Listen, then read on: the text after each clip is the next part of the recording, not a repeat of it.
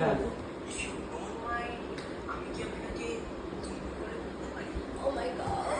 হ্যাঁ তুমি করে বলবো কি করে বলবে চল হাত ধর হ্যাঁ চলো চলো চলো 1 2 3 and start if you don't mind আমি কি তোমাকে তুমি করে বলতে পারি?